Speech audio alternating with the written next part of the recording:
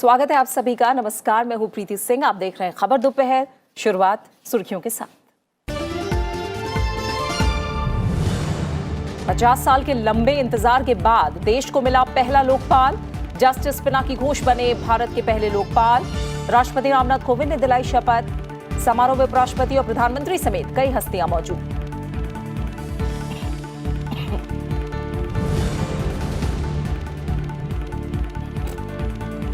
बिहार में एनडीए उम्मीदवारों का ऐलान। पटना साहिब से शत्रुघ्न सिन्हा की जगह रविशंकर प्रसाद को टिकट। पाटलिपुत्र से रामकृपाल यादव, आरा से राजकुमार सिंह मैदान में। बेगूसराय से गिरिराज सिंह को टिकट। हाजीपुर से एलजेपी के पशुपति कुमार पारस, जमुई से चिराग पासवान होंगे उम्मीदवार।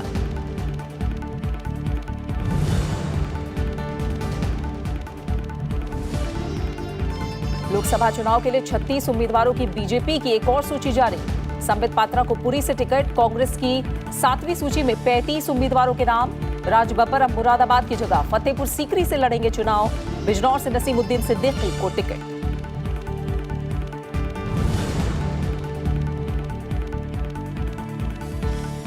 राम मनोहर लोहिया की जयंती पर प्रधानमंत्री नरेंद्र मोदी का ब्लॉग। कांग्रेस, समाजवादी पार्टी और महागठबंधन पर साधा निशाना।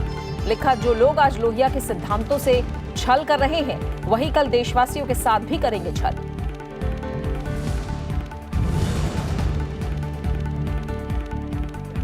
और मलेशिया में 28वें सुल्तान अजलन शाह कप का आगाज आज। भारत करेगा जापान के खिलाफ अभियान की शुरुआत। जीत के इरादे से उतरेगी टीम इंडिया। कनाडा और कोरिया के बीच दूसरा मुकाबला। मलेशिया और पोलैंड की टीमें भी होंगी आमने सामने।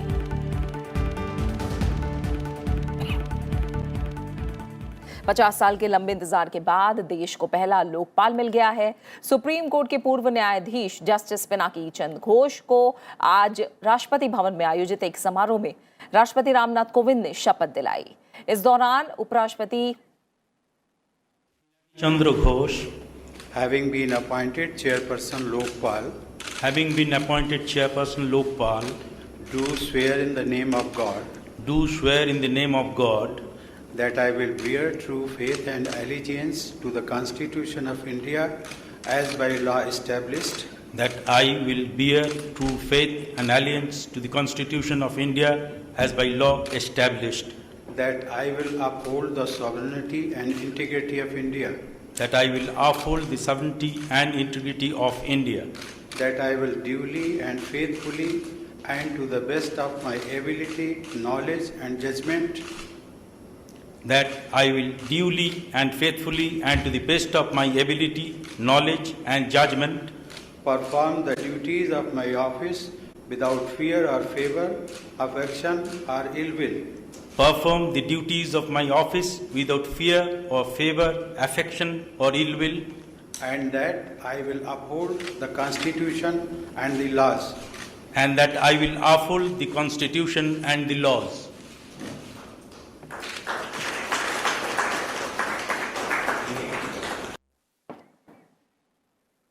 और आइए अब बात करते हैं लोकसभा चुनाव से जुड़ी खबरों की।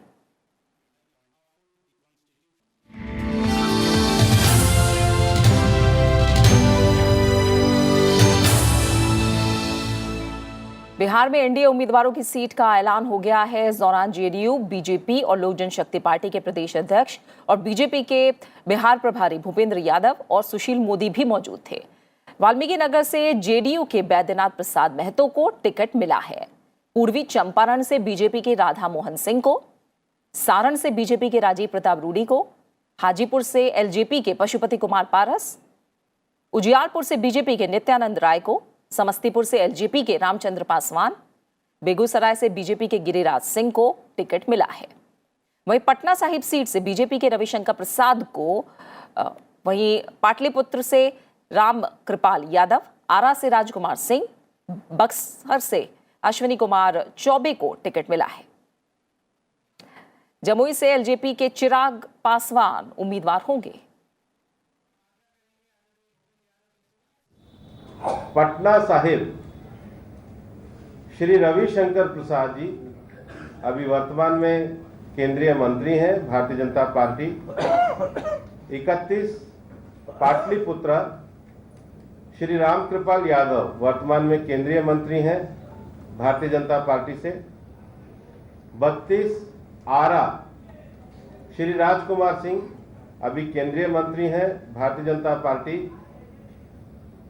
33 बक्सर श्री अश्वनी कुमार चौबे भारतीय जनता पार्टी के केंद्रीय मंत्री हैं, वरिष्ठ नेता हैं।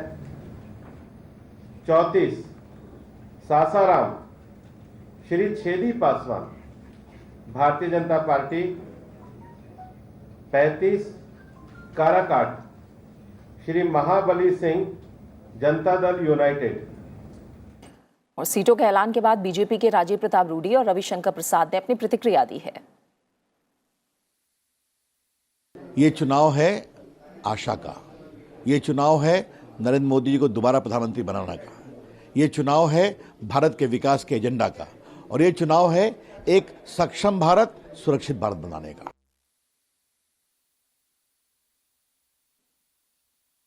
जिस एकजुटता के साथ एक मंच से ऐलान किया गया है, यही एक बड़े समझौता को इंगित करता है और ये दर्शाता है कि जिस साझेदारी के साथ बिहार में हम चल रहे हैं, आज 40 की 40 सीटों पर जीतने से कोई ताकत एनडीए का नहीं रोक सकता है। और लोकसभा चुनाव के लिए बिहार में महागठबंधन की सीटों के बंटवारे का ऐलान हो गया है। बिहार की 40 में से 20 सीटों पर राष्ट्रीय जनता दल, 9 सीटों पर कांग्रेस, 5 सीटों पर रालोसपा और 3 पर हिंदुस्तान आवाम मोर्चा अपना उम्मीदवार उतारेगी। इसके अलावा वीआईपी को 3 सीटें और आरजेडी कोटे से 1 सीट सीपीआई माले को मिली है। महागठबंधन ने पहले चरण की सीटों के लिए उम्मीदवारों के नामों का भी ऐलान कर दिया है। गया से हिंदुस्तान आवाम मोर्चा के जीतन राम मांझी चुनाव मैदान में उतर रहे हैं। नवादा में आरजेडी की ओर से विभा देवी को उम्मीदवार बनाया गया है, जबकि जमुई लोकसभा सीट से आरएलएसपी के भूदेव चौधरी को प्रत्याशी घोषित किया गया है।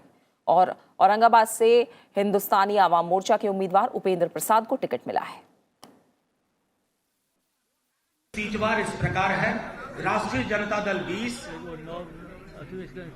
कांग्रेस 9, इस आशय के साथ भी कि राज्यसभा की पहली सीट बिहार कांग्रेस की किसी नेता को जाएगी। रालोसपा 5, हम 3, वीआईपी 3 और माले को 1 सीट राजद कोटे से। गया हिंदुस्तानी अवामी मोर्चा प्रथम चरण का मैं दोहरा रहा हूं, श्री जीतन राम मांझी जी। नवादा राष्ट्रीय जनता दल श्रीमती विभा देवी। जमुई रालोसपा श्री भूदेव चौधरी। औरंगाबाद हिंदुस्तानी अवाम मोर्चा श्री उपेंद्र प्रसाद। विधानसभा के उपचुनाव में दलगत स्थिति: नवादा हिंदुस्तानी अवाम मोर्चा धीरेन्द्र कुमार सिंह उर्फ मुन्ना। डेहरी राष्ट्रीय जनता दल मोहम्मद फिरोज हुसैन। बीजेपी ने लोकसभा चुनाव के लिए उम्मीदवारों की एक और सूची जारी कर दी है। इस लिस्ट में 36 उम्मीदवारों के नाम शामिल हैं। पार्टी ने ओडिशा के पुरी से संबित पात्रा को मैदान में उतारा है। लिस्ट में आंध्र प्रदेश की 23, महाराष्ट्र की 6, ओडिशा की 5, मेघालय की 1 और असम की 1 सीट पर उम्मीदवार घोषित किया गया है। बीजेपी इससे पहले लोकसभा चुनाव के लिए सूची जारी कर चुकी है। पार्टी ने अपनी पहली सूची में 184 सीटों पर उम्मीदवारों की घोषणा की थी, जिसमें प्रधानमंत्री नरेंद्र मोदी और बीजेपी अध्यक्ष अमित शाह का नाम भी शामिल था। वहीं बीजेपी ने आंध्र प्रदेश के विधानसभा चुनाव के लिए 51 उम्मीदवारों की सूची जारी की है। ओडिशा विधानसभा के लिए भी 22 उम्मीदवारों के नामों का ऐलान किया गया है। इससे पहले पार्टी ने ओडिशा में 147 विधानसभा सीटों में से 100 पर उम्मीदवारों के नामों की घोषणा की थी। साथ ही 10 लोकसभा सीटों पर भी प्रत्याशियों के नामों का ऐलान किया था। कांग्रेस ने लोकसभा चुनाव के लिए 7वीं लिस्ट जारी की है। इस लिस्ट में 35 उम्मीदवारों के नाम हैं। उत्तर प्रदेश इकाई के अध्यक्ष राज बब्बर मुरादाबाद की जगह फतेहपुर सीकरी से चुनाव लड़ेंगे। पहले मुरादाबाद से राज बब्बर की उम्मीदवारी की घोषणा की गई थी, लेकिन अब वहां से पार्टी ने इमरान प्रतापगढ़ी को नामित किया है। पूर्व केंद्रीय मंत्री रेणुका चौधरी को तेलंगाना के खम्मम से टिकट दिया गया है। पार्टी ने पूर्व केंद्रीय मंत्री करण सिंह के बेटे विक्रमादित्य सिंह को जम्मू कश्मीर के उधमपुर से टिकट दिया है। साथ ही ओडिशा विधानसभा चुनाव के लिए भी 54 उम्मीदवारों की सूची जारी की है।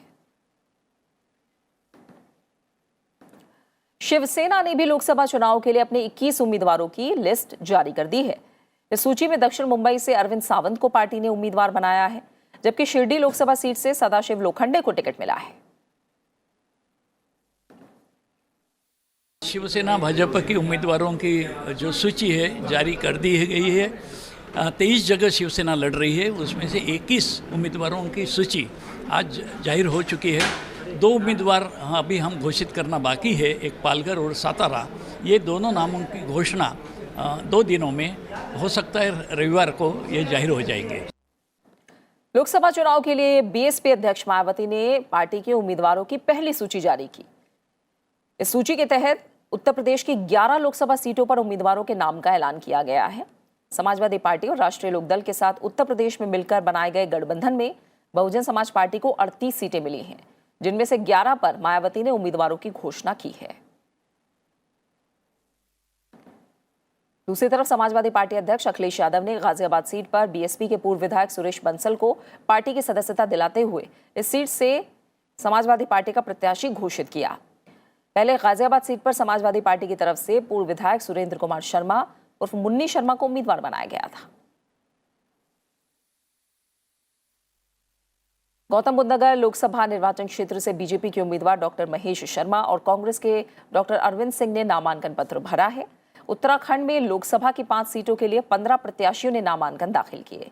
इनमें बीजेपी के तीरथ सिंह रावत भी शामिल थे, जिन्होंने गढ़वाल लोकसभा निर्वाचन क्षेत्र से नामांकन दाखिल किया। मेघालय में कांग्रेस के विंसेंट पाला और मेघालय लोकतांत्रिक गठबंधन के संयुक्त उम्मीदवार अगाथा संगमा ने नामांकन भरा है। विंसेंट ने शिलोंग से और अगाथा ने तुरा लोकसभा क्षेत्र से पर्चा भरा।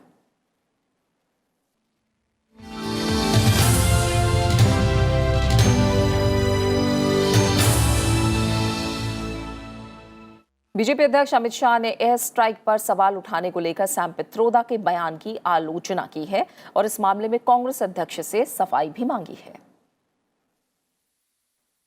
कांग्रेस पार्टी के अध्यक्ष श्री ने इस बात को देश की जनता के सामने स्पष्ट करना चाहिए कि आप इस प्रकार के जघन्य हमले को, जो देश की जनता को झिंझोड़ कर रख देते हैं, उसको आप सामान्य घटना मानते हैं, रूटीन घटना मानते हैं। 2, कुछ लोगों की हरकतों से, 7-8 लोगों की हरकतों से किसी देश को दोषी नहीं मानने चाहिए।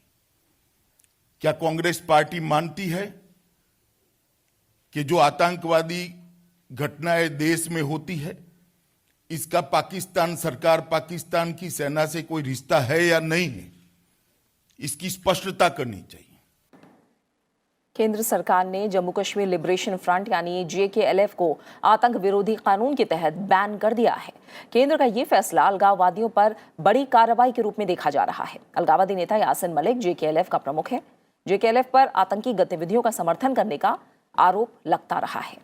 गृह सचिव राजीव गौबा ने JKLF पर बैन की जानकारी देते हुए बताया कि JKLF के खिलाफ कई मामले दर्ज हैं, जिनमें वायुसेना के 4 अधिकारियों की हत्या का मामला और मुफ्ती मोहम्मद सईद की बेटी रुबैया सईद के अपहरण का मामला शामिल है। उन्होंने कहा कि ये संगठन आतंक को बढ़ावा देने के लिए, अवैध तरीके से धन मुहैया कराने और चंदा एकत्र कर घाटी में अशांति फैलाने के लिए हुर्रियत के कार्यकर्ताओं और पत्थरबाजों के बीच धन के वितरण और विध्वंसकारी गतिविधियों को बढ़ावा देने के कार्य में भी सक्रिय रूप से लिप्त रहा है। JKLF Yasin faction as an unlawful association under the Section 3(1) of the Unlawful Activities Prevention Act 1967.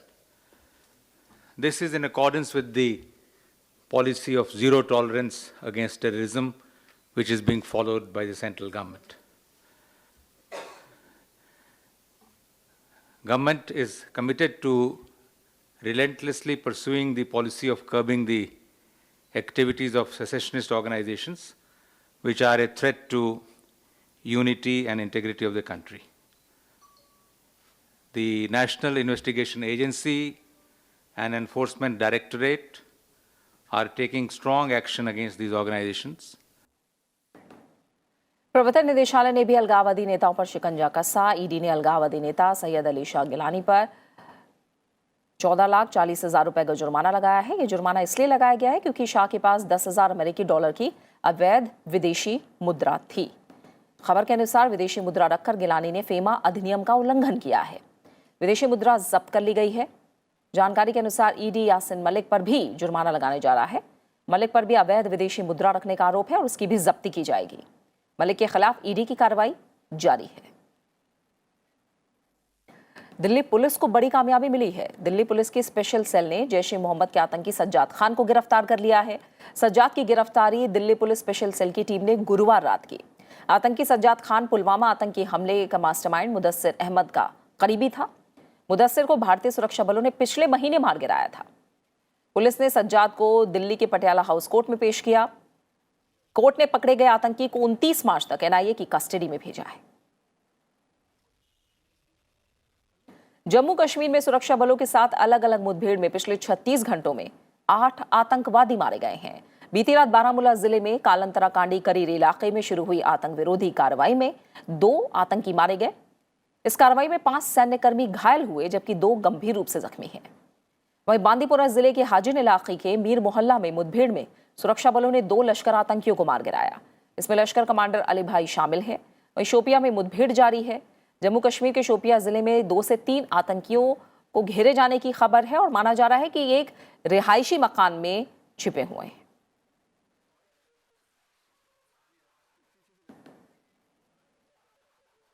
सरकार ने पाकिस्तान के राष्ट्रीय दिवस के अवसर पर उसके उच्चायोग में होने वाले कार्यक्रम का बहिष्कार किया। कार्यक्रम में अलगाववादी नेताओं को भी आमंत्रित किए जाने पर विदेश मंत्रालय ने कड़ी आपत्ति जताई। विदेश मंत्रालय के प्रवक्ता ने कहा कि पाकिस्तान उच्चायोग में आयोजित होने वाले पाकिस्तानी राष्ट्रीय दिवस कार्यक्रम में किसी भी आधिकारिक प्रतिनिधि को नहीं भेजा जाएगा। वहीं सरकार की कार्रवाई के बाद अलगाववादियों ने भी कार्यक्रम से दूरी बनाई।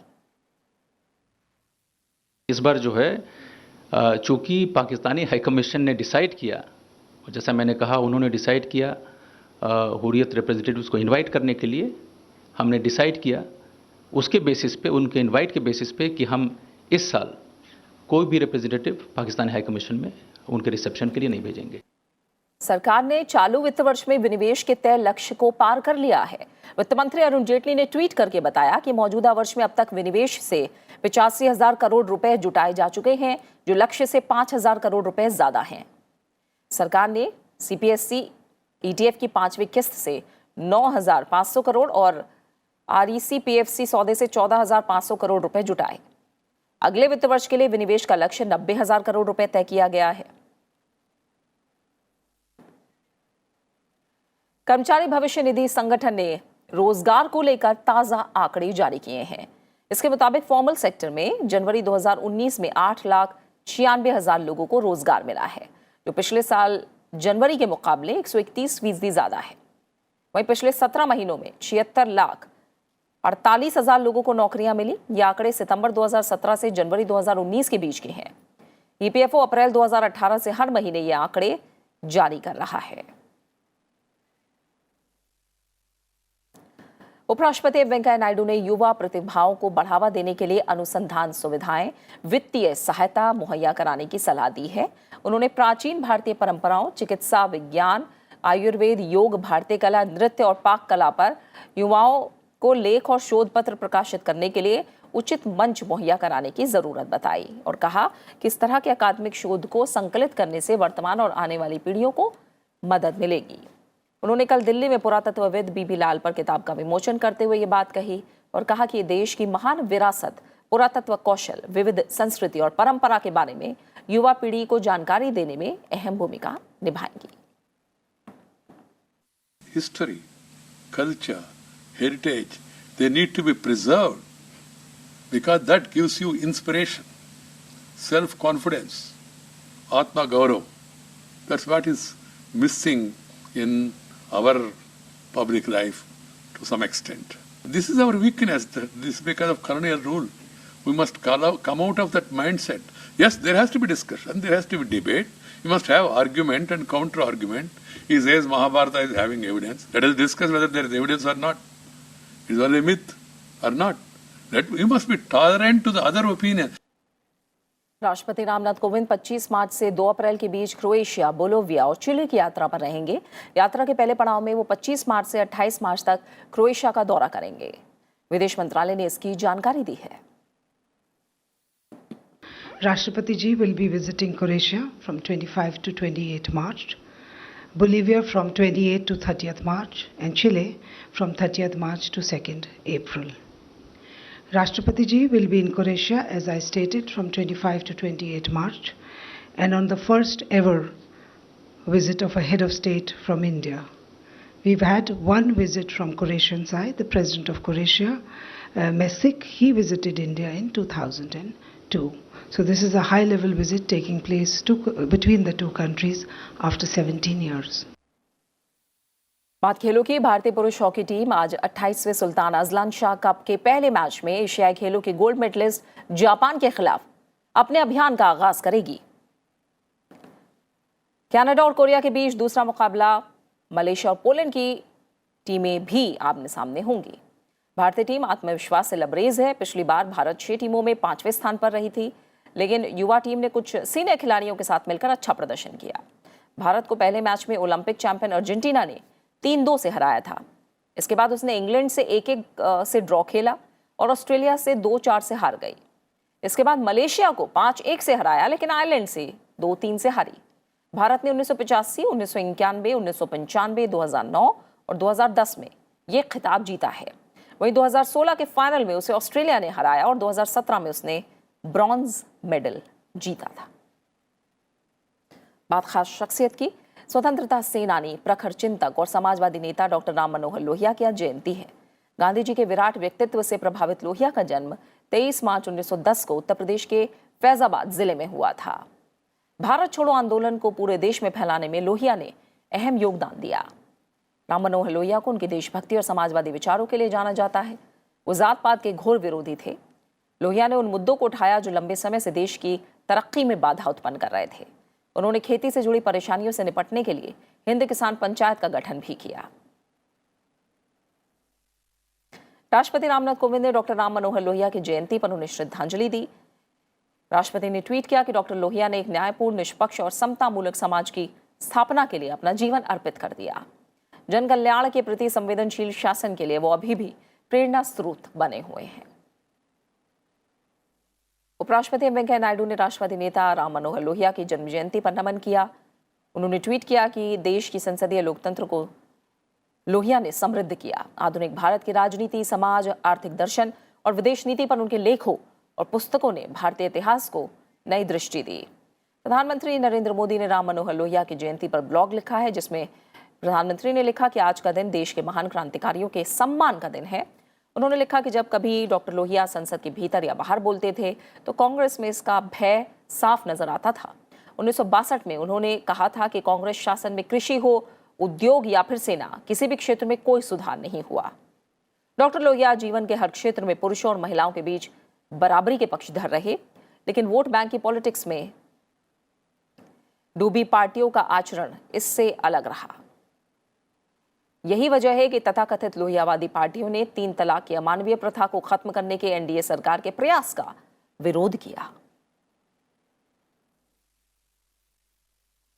अमर बलिदानी भगत सिंह, राजगुरु और सुखदेव का आज शहीदी दिवस है।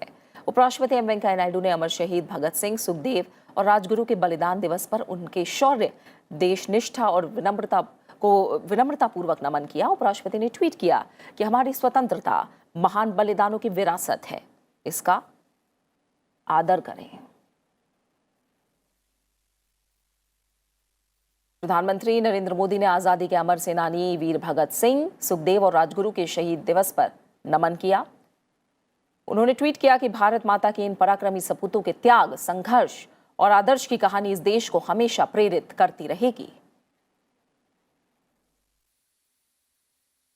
महान क्रांतिकारी भगत सिंह, राजगुरु और सुखदेव ने अंग्रेजों की बहरी सरकार तक आजादी की आवाज पहुंचाने के लिए अपनी जान तक की परवाह नहीं की। भगत सिंह ने बटुकेश्वर दत्त के साथ मिलकर दिल्ली की सेंट्रल असेंबली में बम फेंकने की योजना बनाई। इसका मकसद किसी को नुकसान पहुंचाना नहीं, बल्कि अंग्रेज सरकार तक आजादी की आवाज पहुंचाना था। दर्शक दीर्घा में मौजूद भगत सिंह ने सही वक्त पर बम फेंका। इंकलाब जिंदाबाद के नारे लगाए गए। कई पर्चे भी फेंके गए जिनमें जनता का विरोध जताया गया था। बम फेंककर खुद को गिरफ्तार कराया।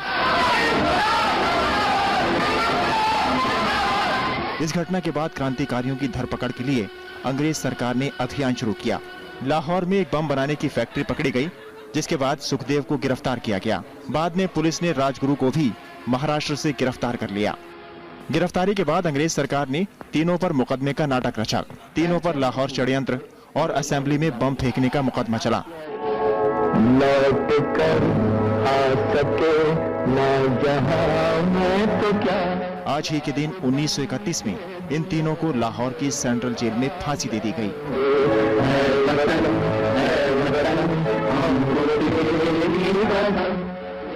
Bureau report, Rajya Sabha TV. और इसी के साथ फिलहाल खबर दोपहर में इतना ही। आप बने रहिए राज्यसभा टीवी के साथ। नमस्कार।